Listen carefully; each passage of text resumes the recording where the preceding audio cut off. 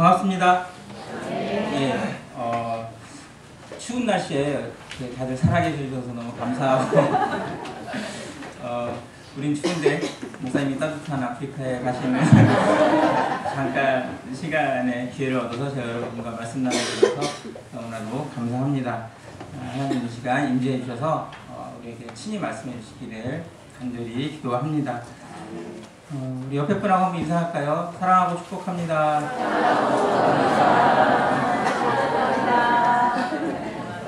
이렇게 따뜻한 사랑을 나누어야 세상이 더 따뜻해질 것 같습니다. 오늘 로마서 5장 1절부터 5절까지의 말씀을 가지고 고난을 극복하며 사는 성도라는 제목으로 여러분들과 말씀 나누기를 원합니다. 저를 포함해서 많은 그리스도인들은 어려움을 겪으며 살아갑니다. 어려움을 겪으며 살아가죠. 며칠 전에 어떤 분이 저한테 그러시더라고요.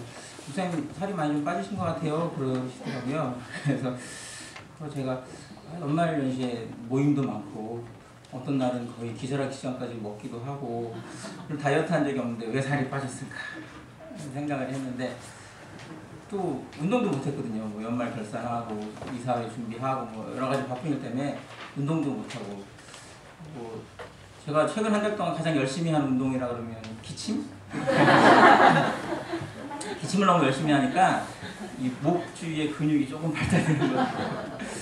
그 다음에 좀 눈썰 있는 분은 눈치채셨겠지만 제가 이렇게 뱃살 아래 숨겨둔 식스팩이 있는데 그 아래쪽 5번, 6번 방이 조금 단단해지는 느낌? 뭐 그 정도 운동이 제가 한 달 동안 한 운동입니다. 다이어트도 안 하고 운동도 안 했는데 어떻게 살이 빠졌을까? 사실은 제가 좀 마음고생을 좀 했습니다. 여러 가지로 집안의 뭐 이단 문제, 우리 성교의 문제, 뭐 여러 가지 일들로 마음고생이라는 걸 하니까 이게 다이어트가 된 게 아니라 헬스케어인 거죠. 헬스케어였는데 워낙에 피부가 좋으니까 티가 안 나고 하기는 했는데 뭐 어떤 분은 그러시겠죠. 아니 무슨 목사님이 마음고생을 하세요?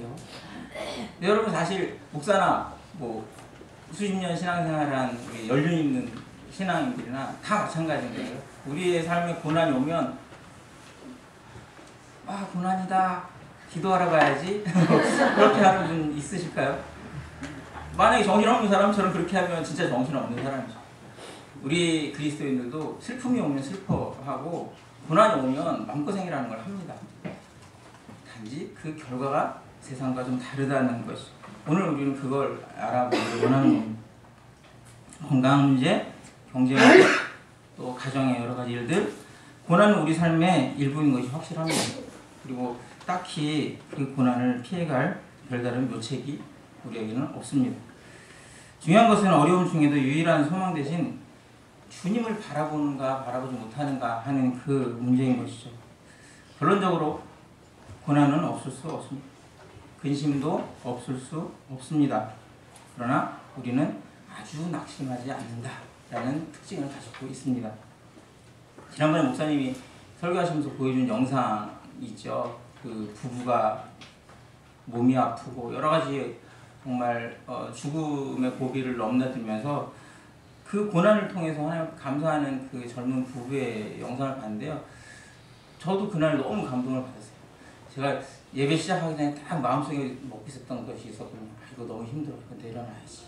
이렇게 딱 생각하는 부분이 있었는데 그 영상을 딱 보는 그 순간 아이고 주님 잘못했습니다 하는 그런 고백이 나올 정도로 그 젊은 부부가 우리들에게 보여준 것은 우리 그리스도인들에게 닥친 고난을 어떻게 감사함으로 바꾸는 것인가, 어떻게 그 고난을 이겨나가는 것인가에 대한 것을 삶으로 보여주는 그러한 경우였습니다. 너무나도 감동적이었죠.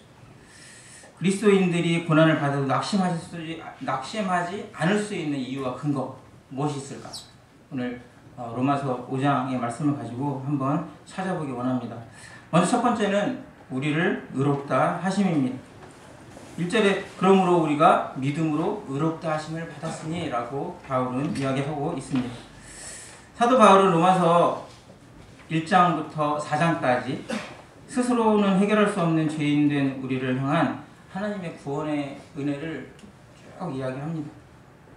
그러면서 3장 10절에서 12절에는 시편 기자가 14편에 고백했던, 경고했던 그 내용을 다시 한번 상기시켜 주죠. 시편 14편의 내용이 무엇이죠? 한번 같이 확인해 볼까요? 시편 14편 1절에서 3절까지 한번 같이 읽어보겠습니다. 어리석은 자는 그의 마음에 이르기를 하나님이 없다 하는도다. 그들은 부패하고 그 행실이 가증하니 선을 행하는 자가 없도다. 여호와께서 하늘에서 인생을 굽어 살피사 지각이 있어 하나님을 찾는 자가 있는가 고려하신즉 다 치우쳐 함께 더러운 자가 되고 선을 행하는 자가 없으니 하나도 없도다. 시편 기자가 이렇게 이야기했어요. 그런데 바울이 그것을 받아서 로마서에 이렇게 이야기합니다. 로마서 3장 10절에서 12절입니다. 같이 읽겠습니다. 기록된 바 의인은 없나니 하나도 없으며 깨닫는 자도 없고 하나님을 찾는 자도 없고 다 치우쳐 함께 무익하게 되고 선을 행하는 자는 없나니 하나도 없도다. 여러분, 구약시대의 시편 기자가 경고한 내용, 그 내용이 신약시대에 바울이 이 로마서를 쓸 때 변함없이 그대로 우리들의 모습이 있는 것을 보게 됩니다. 그래서 결국 그 결과가 어떻게 됩니까? 로마서 3장 23절에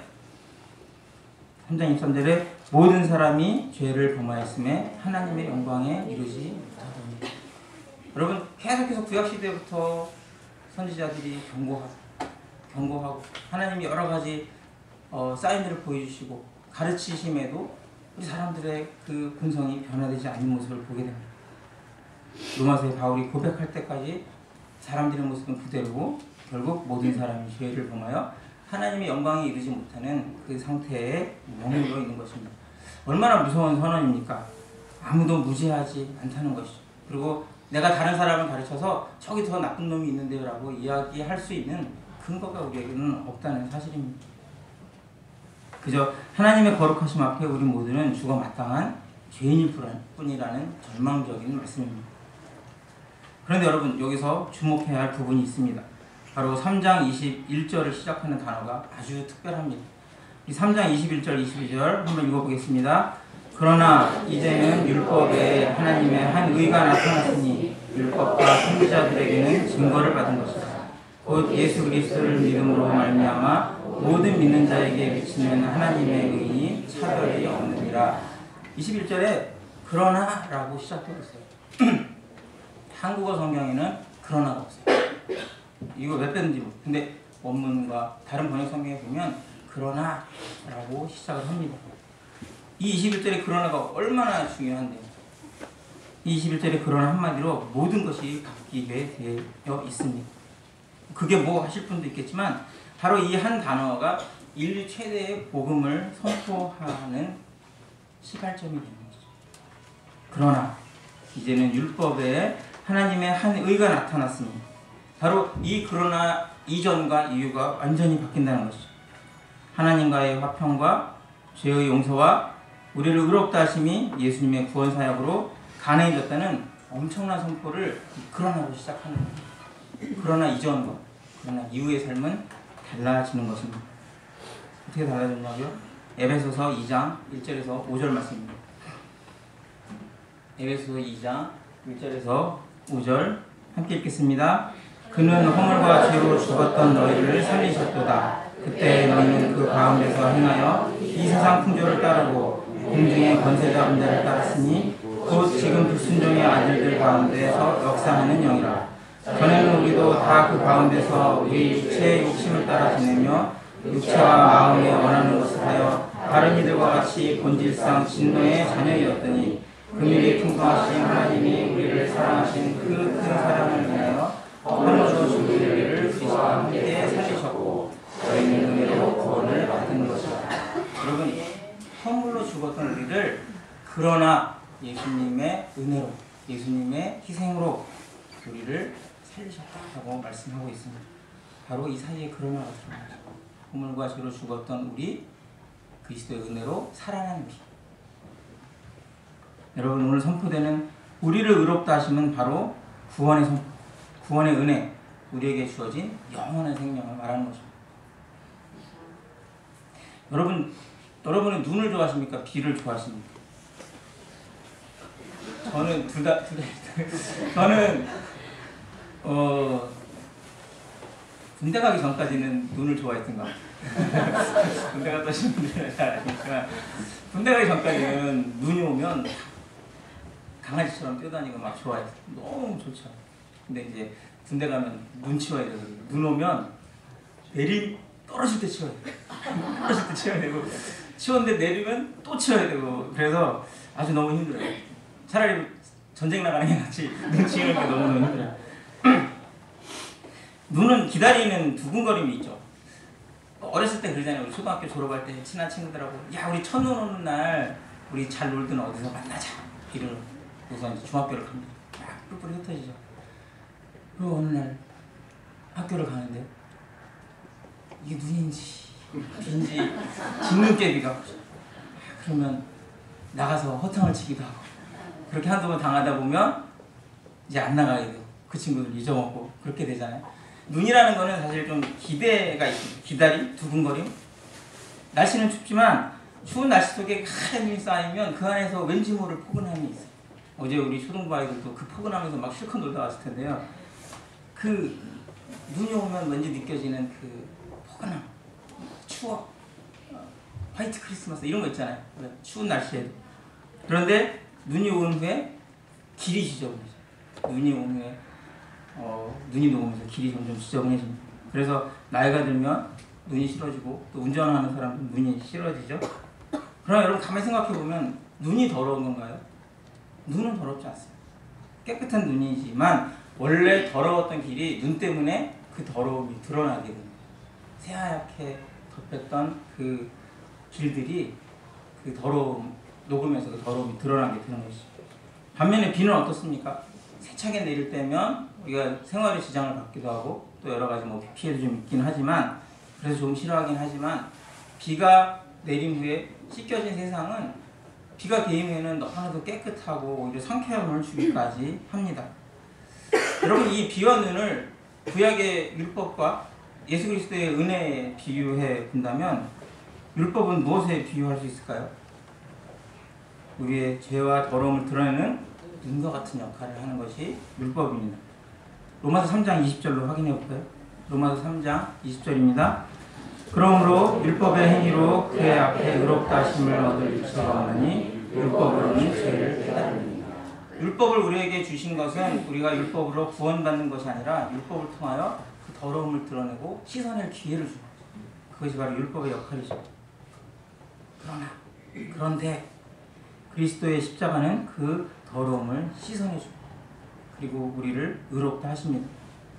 더 이상 죄의 종노릇하지 않게 해주며 이 땅에서도 구원함을 입은 자유인의 자유를 누릴 수 있게 해줍니다. 로마서 6장 6절입니다. 같이 읽겠습니다. 우리가 알거니와 우리의 옛사람이 예수와 함께 십자가에 못 박힌 것은 죄의 몸이 죽어 다시는 우리가 죄에게 종노릇하지 아니하라고 합니다. 예수님이 십자가에 못 박히셔서 죄인이었던 우리, 죽었던 우리니까 이제는 다시는 죄의 종노릇하지 않게 깨끗이 씻어주셨다. 의롭다 하심을 선포해 주셨다는 이야기입니다. 분명 율법은 우리에게 유익한 것이지만 그리스도의 십자가는 우리에게 생명 그 자체라는 사실입니다. 오늘 본문 1절 3절이 우리에게 분명히 말씀합니다. 그러므로 우리가 믿음으로 의롭다 하심을 받았습니다. 믿음으로 의롭다 하심을 받았으니 우리 주 예수 그리스도로 말미암아 하나님과 화평을 누리자. 또한 그로 말미암아 우리가 믿음으로 서 있는 이 은혜에 들어감을 얻었으며 하나님의 영광을 바라고 즐거워하느니라. 다만 이뿐 아니라 우리가 환난 중에도 즐거워하나. 우리가 믿음으로 의롭다 하심을 받았기 때문에 그래서 보장을 받았기 때문에 우리가 이제는 환난 중에도 즐거워할 수 있다는 바로 우리의 고난을 이길 수 있는 근거 첫 번째 근거가 바로 우리를 의롭다 하신 하나님의 은혜라는 사실을 우리는 확인할 수 있습니다. 바로 이런 이유로 우리의 의롭다 하심 그것은 우리가 고난을 능히 이기고 뛰어넘어갈 가장 강력한 근거가 된다는 사실입니다. 두 번째로는 우리에게 있는 평화입니다. 여러분 지금 우리가 사는 세상 너무 어지럽습니다. 날마다 테러, 난리의 소식, 사건, 사고들이 난무합니다. 제가 어제 저녁인가 오늘 아침인가 인터넷 뉴스 이렇게 제목 기사만 봤는데요. 뭐 또 무슨 사고로 90명이 테러로 90명이 죽었어요. 근데 이제 열어도 안 봐요. 너무나도 그런 일들이 많아서 그거를 시간이 되면 열어보겠지만 그 내용이 뭔지 열어도 안 봐요. 너무나도 많은 테러, 너무나도 많은 죽음, 폭력, 사건, 사고. 여러분, 사실 이제는 우리의 질문이 평화는 도대체 어디 있는 것인가? 라고 질문해야 할 정도로 이 세상이 어지럽습니다. 평화는 분쟁이 없어야만 가능한 것입니다. 칭의를 받기 이전에 우리들의 모습은 하나님과 평화롭지 못했습니다. 그 시작은 우리가 우리의 욕심으로 하나님을 배반한 것이죠. 하나님께서는 태초에 이 세상을 창조하실 때에 우리 인간을 그 어느 피조물보다 존귀한 존재로 창조하셨습니다. 그러나 우리 인간은 하나님처럼 되겠다는 욕심으로 하나님 말씀에 불순종하여 에덴 동산에서 쫓겨나죠. 그 결과 사람들은 고통의 삶을 살아가며 전쟁과 갈등, 끊임없는 고난을 겪고 경험하게 됩니다. 이 모든 현상들이 한마디로 정리하면 바로 하나님과의 화평이 깨진 상태를 말합니다. 하나님과의 화평이 깨진 거예요. 하나님이 우리를 그 난리 속으로 밀어 넣으신 것이 아니라 우리 스스로 하나님 앞에 불순종함으로 하나님의 은혜를 거부하고 그 난리 불구덩 속으로 들어간 것이죠. 그런데 우리가 스스로 이 상황을 해결하기 위해서 하나님과 화해하는 것은 어렵고 불가능한 것이기 때문에 결국은 하나님이 움직이셔야 했습니다. 인간과 하나님과의 화해는 오직 예수 그리스도를 통하여 십자가 위에서만 가능한 것이죠. 이 십자가의 죽음을 통해서 예수님은 이 세상에 들어온 죄악을 물리치고 마침내 인간과 하나님과 화평을 이루어 내셨습니다. 예수님께서 십자가에 돌아가실 때 일어난 사건 중에 인상적인 사건 뭐가 있냐면 성소의 휘장이 위에서부터 아래로 쫙, 예전에 그 예수님 영화 보면 그런 장면이 있는데요. 성소의 휘장이 위에서부터 아래로 쫙 찢어지는 그런 장면. 커튼이 열어 젖히듯이. 그것은 무엇을 상징하냐면 마침내 거룩하신 하나님과 죄인된 우리 사이를 가로막는 장벽이 더 이상 존재하지 않는다. 이제는 길이 열렸다. 이제는 소통할 수 있다. 이제는 화평할 수 있다. 라는 사인인 것이죠.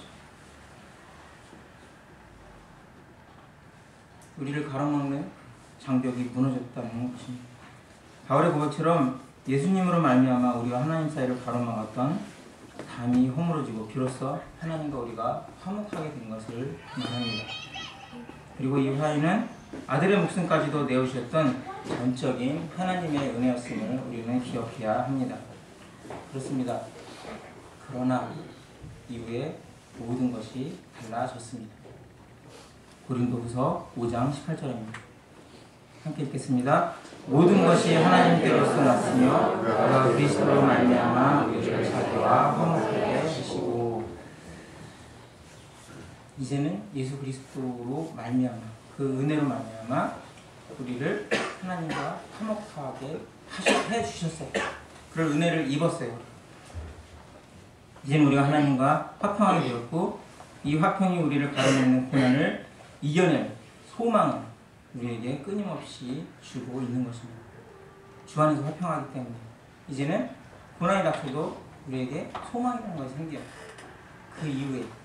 그 이후에 또 무엇이 나를 어떤 하나님의 은혜가 기다리고 있을까라는 그 소망이 우리에게 생기는 것이죠. 그래서 우리 성도들은 우리에게 있는 이 소망으로 고난을 이길 수 있는 것입니다. 그래서 우리에게 있는 세 번째 고난 극복의 근거는 바로 우리에게 있는 소망입니다. 여러분, 혹시 우리에게 있는 소망이라는 것이 어떤 것일까요? 그냥 만사형통, 어떤 막연한 기대 이런 거일까요? 뭐 다 잘 될 거야. 난 교회 다니니까 뭐 공부 안 해도 덜컥 합격할 수 있을 거야. 뭐 아무 음식이나 막 먹고 운동도 안 하고 대충 살아도 나는 건강할 거야. 기침을 열심히 안 해도 내 식스팩은 어딘가 잘 숨어 있을 거야. 뭐 그런 막연한 기대로 혹시 살고 계십니까? 여러분, 소망과 기대는 분명히 다른 것입니다. 우리가 교회 안에 있다고, 우리가 그리스도인이 되었다고 그것이 참된 소망을 만들어내지 않아요. 제대로 된 믿음, 제대로 하나님 앞에 설 수 있는 사람만이 그 소망이 무엇인지 알 수 있습니다. 소망이란 터무니없는 기대가 될 수 없습니다. 그래서 바울은 분명하게 이렇게 이야기합니다. 우리에게 있는 소망은 하나님의 영광이다 라고 이야기합니다. 우리에게 있는 소망은 하나님의 영광이 되어야 합니다. 이 땅에서 맛보게 되는 하나님의 영광, 또 우리가 언젠가 하나님 곁에서 영원히 누리게 될 하나님과의 영광. 우리가 이 땅에 살아가면서 이미 하나님의 영광을 우리는 맛봐요. 그리고 그 영광 안에 살아요.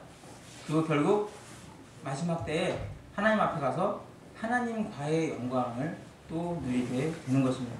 그것이 우리의 소망이 되어야 되는, 이 땅에서 하나님의 영광을 맛보는 것, 또 마지막 때에 하나님과 함께 하나님과의 영광을 맛보는 것, 그것이 우리의 참 소망이 되어야 한다는 것이죠. 우리의 세상적인 기대, 그런 것들과는 전혀 다른 차원의 소망입니다. 여러분, 그런 소망을 품은 우리의 삶은 어떠해야 할까요? 세상 사람들은 우리에게 현실감이 없다고 하기도 합니다. 내세만 바라보고 산다? 우리의 믿음과 소망은 무척이나 현실적인 것이어야 합니다. 그 비결은 소망을 가지고 이 세상을 우리가 잘 살아가는 것, 아주 잘 살아가는 거죠. 여러분, 소망을 가진 그리스도인은 이 세상을 잘 살아가야 돼요. 아주 잘 살아가야 돼요. 그런데 여기 함정이 있어요. 그리스도인이 이 세상을 아주 잘 살아가는 모습이 단지 교회 다니면서 착하게 살고 성실한 노력으로 세상에서 성공하는 것을 의미하지 않는다는 것. 그것을 우리는 알아야 합니다. 이런 잘못된 인식을 가지고 오늘날 너무나도 많은 그리스도인들이 매일매일 자신의 관심사와 필요를 채우는 데 몰두합니다. 세상에서의 성공을 하나님께 영광을 돌리기 위해 애를 씁니다. 여러분, 하나님의 영광에 소망을 두고 세상을 잘 살면서 얻어내는 결과들이 있어요. 얻어내는 결과. 때로는 그것이 세상 사람들로부터 인정을 받을 때도 있고 인정받지 못할 때도 있습니다. 그런데 우리 그리스도인이 그 소망을 가지고 아주 잘 살아야겠다는 그 뜻, 좋은 뜻이지만 잘못된 인식을 가지고 세상적으로 잘 사는 것이 하나님 앞에 영광을 돌릴 수 있는 길이라고 방향을 잘못 잡으면 안 된다는 거죠.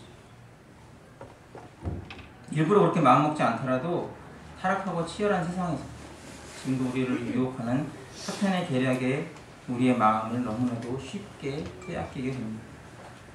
그렇게 우리는 자기 자신을 만족시키려는 자기 세상과 하나님의 영광이 선포되는 하나님 나라 사이에서 갈팡질팡 할 수밖에 없는 것이 우리가 지금 살아가고 있는 이 세상에서의 삶입니다. 중요한 것은 방향을 잘 잡는 것. 내가 과연 내 만족을 위한 세상을 살아가는지, 그리고 그것을 하나님 앞에 영광 돌리는 길이라고 잘못 인식하고 있는 것인지, 아니면 하나님과의 영광을 바라보고 아주 잘 열심히 살다 보면 어떤 결과를 얻게 되는 것인지, 내 방향성은 어디인지에 대해서 우리는 명확히 하고 나가야 합니다. 여러분, 혹시 이렇게 갈팡질팡하는 모습 우리의 삶에 있지는 않을까요? 내가 혹시 그러고 있지는 않을까? 한번 생각해 보아야 합니다. 그럼 우리가 가진 소망의 내용은 자기 만족이 아닌 하나님의 영광을 위하여 이 땅에서 잘 살아가는 그리스도인의 삶이 되어야 합니다.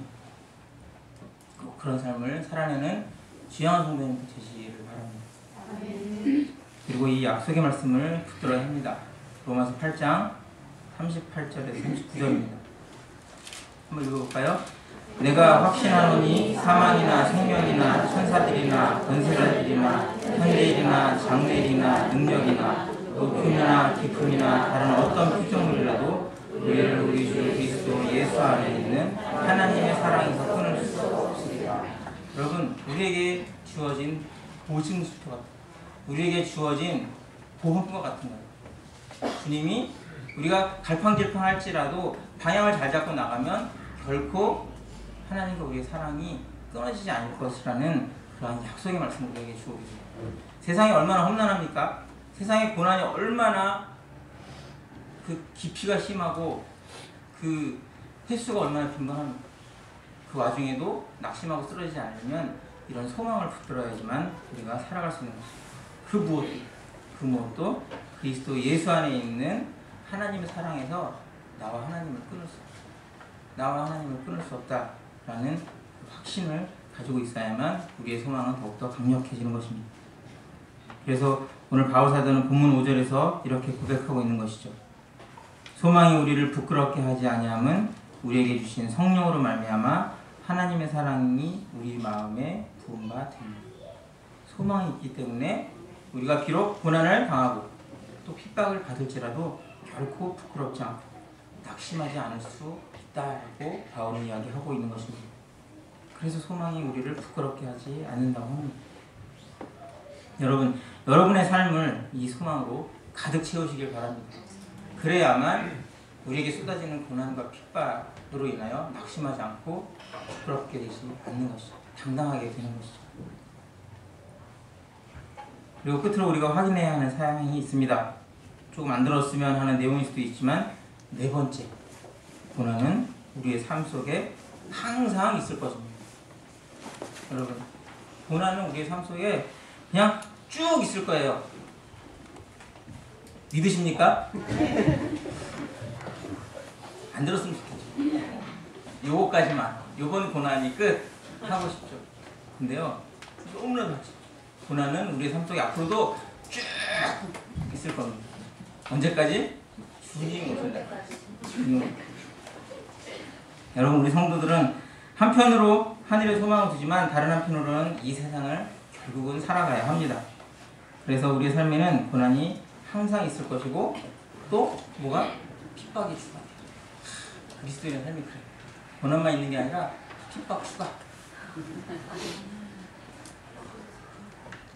따라서 우리가 하나님의 자녀됨으로 고난이 사라질 것이라는 기대는 결코 사실도 아니고 이루어질 수도 없다는 그러한 슬픈 이야기입니다. 왜냐하면 예수님이 그건 아니라고 확실히 말씀해 주셨어요. 예수님이 아예 도장을 딱 찍으셨어요. 요한복음 15장 19절입니다. 뭐라고 찍으셨는지 한번 보겠습니다. 너희가 세상에 속하였으면 세상이 자기의 것을 사랑할 것이나 너희는 세상에 속한 자가 아니요 도리어 내가 너희를 세상에서 택하였기 때문에 세상이 너희를 미워하느니라. 세상을 미워한대요. 요한복음 16장 33절 다시 한번 확인해 주시면 읽겠습니다. 이것을 너희에게 이루는 것은 너희로 내 안에서 평안을 누리게 하려 함이라. 세상에서는 너희가 환난을 당하나 내가 세상을 이겨노라. 세상에서는 너희가 환난을 당하나 담대하라. 내가 세상을 이겨노라. 여러분, 주님이 우리들에게 고난이 앞으로 쭉 있을 거라고 확인 도장을 찍어주시는데요. 근데 이 안에 소망이 있어요. 내가 너희를 세상에서 택했대. 저 여러분을 세상에서 택했대. 뭐 하려고? 내 안에서 평안을 누리게 하려고. 내 안에서 평안을 누리게 하려고. 그리고 우리에게 마지막으로 격려의 말씀. 담대하라. 내가 세상을 이겨놓았노라. 세상을 이겨놓으셨대. 여러분, 우리를 일부러 택하셨어요. 그리고 주 안에서 평안하게 하실 거라고 약속해 주셨어요. 그리고 정리해 놓으셨어요. 세상을 이겨놔라고 선포해 주셨습니다. 그럼 무엇이 걱정일까요? 우리에게는 소망이 있습니다. 주님의 이 약속의 말씀이 있습니다. 이 말씀들이 바로 우리가 고난 중에도 소망을 가질 수 있는 이유와 근거가 되는 것입니다. 여러분, 고난은 단순히 견뎌내야 하는 것도 또 많을수록 감사한 것도 아닙니다. 고난을 좋아할 사람은 이 세상에 없습니다. 단지 우리는 우리가 당하는 고난 너머에 소망을 볼 수 있다는 그러한 능력을 가지고 있습니다. 그리고 우리에게 있는 고난이 그 이유와 근거가 분명함을 우리는 알고 있습니다. 로마서 8장 28절입니다. 함께 읽겠습니다. 우리가 알거니와 하나님을 사랑하는 자 곧 그의 뜻대로 부르심을 입은 자들에게는 모든 것이 협력하여 선을 이룹니다. 여러분, 이제 이 모든 것에 무엇이 포함되어 있는지 아시겠죠? 이 모든 것에는 고난과 핍박이 포함되어 있습니다. 우리 이 말씀 되게 좋을 때 쓰잖아요. 내가 뭔가 도움받고 싶을 때, 누구랑 으쌰으쌰 하고 싶을 때, 야, 협력하여 선을 이루는 모든 것이 너 따라와. 이럴 때 많이 쓰죠. 근데 이 모든 것에 뭐가 포함되어 있다고요? 고난과 핍박이 딱 자리를 잡고 있습니다. 그러나 결국은 그 모든 것을 통하여 고난과 핍박을 포함한 그 모든 것을 통하여 하나님은 선을 이루십니다. 말처럼 쉽진 않겠지만 우리에게 주신 약속이 너무나도 확실하게 지금의 고난을 이겨낼 수 있는 것입니다. 그 고난이 우리를 성장시킬 것이고 우리로 주님의 형상을 닮아가게 할 것입니다. 그리고 결국은 하나님의 영광을 맛보아 누리게 될 것입니다. 고린도후서 3장 18절입니다. 같이 읽겠습니다. 우리가 다 수건을 벗은 얼굴로 거울을 보는 것 같이 주의 영광을 보매 그와 같은 형상으로 변화하여 영광에서 영광에 이르니 곧 주의 영으로 말미암으리라. 결국 처음 모세가 하나님을 보았을 때는 수건을 가리고 볼 수밖에 없었지만 이제는 주님을 얼굴로 주님을 직접 대면하며 주님의 영광까지 이르는 그 결과를 우리는 보게 될 것이라는 약속의 말씀입니다. 빌립보서 1장 6절 말씀입니다. 같이 읽겠습니다. 너희 안에서 착한 일을 시작하신 이가 그리스도 예수의 날까지 이루시기를 우리는 확신하노라. 그 약속의 말씀을 주님이 우리의 삶에 이미 실행하고 진행 중입니다. 그리고 결국은 끝에 완전히 이루시겠다고 약속하고 계십니다. 여러분, 우리는 이 믿음으로 최후 승리를 확신할 수 있습니다. 그래서 우리는 더 적극적으로 하나님이 고난을 통해서라도 우리의 삶에 역사하시도록 우리를 바꾸어 주시도록 간구해야 합니다. 없는 고난을 만들어 달라고 기도할 필요는 없지만 내게 주어진 고난을 통하여 하나님이 나를 어떻게 바꾸실 것인가에 대한 소망과 그런 진정한 기대함은 이제 우리에게 있어야 한다는 것이죠. 그리고 고난을 먼저 경험한 우리가 주의 연약한 자들에게 위로자가 되어줄 수 있어야 합니다. 장황한 말로 위로가 필요 없죠. 그냥 우리 주변에 고난을 당하는 형제 자매들 옆에 있어주는 실천의 삶으로 우리는 그들의 위로자가 되어 주어야 합니다. 말씀을 맺겠습니다. 여러분, 우리에게 고난은 현재 진행형이고 또 계속될 것입니다. 그래서 그리스도인으로 살아간다는 것이 결코 쉬운 일이 아님을 이제 알아야 합니다. 그러나 우리는 주님이 주신 힘으로 고난을 이겨낼 것이고 또 성장해 갈 것입니다. 언젠가 그 고난이 끝나는 날 우리는 하나님과 영원한 기쁨을 누리는 그 영광을 누리게 될 것입니다. 결국 이 세상도 교회도 가족도 우리를 실망시킬 수 있습니다. 하지만 주님은 결코 우리를 실망시키지 않으십니다. 그래서 우리를 자녀 삼아주신 하나님 아버지를 우리는 아빠, 아버지라고 부를 수 있는 것이죠. 그 아빠, 아버지의 손을 잡고 있는데 무엇인지 못하겠습니다. 여러분들에게 있는 그 힘, 능력, 고난을 이겨낼 수 있는 것, 바로 하나님 우리 손을 계속 잡고 계시기 때문입니다. 하나님은 우리의 간구를 들으시고 반드시 우리를 도와주실 것입니다. 우리 고린도전서 1장 8절 9절 말씀 끝으로 같이 한번 읽어보겠습니다. 읽겠습니다. 주께서 너희를 우리 주 예수 그리스도의 날에 천만할 것이 없는 자로 끝까지 견고하게 하시리라. 너희를 불러 그의 아들 예수 그리스도 우리 주와 더불어 의지하게 하시는 하나님은 믿으시도다. 네. 이 은혜가 있고 이 하나님이, 이 예수님이 우리에게 있습니다. 그래서 우리는 최후 승리를 얻을 수 있는 것입니다. 사랑하는 주영한 형제자매 여러분, 비록 지금 우리가 고난을 당하며 살지라도 죄만은 우리를 의롭게 하시고 우리에게 평화와 소망을 주신 하나님의 사랑 안에서 감사함으로 온전하게 구하는 우리 모두가 될 수 있게 예수 그리스도의 이름으로 간절히 축원합니다.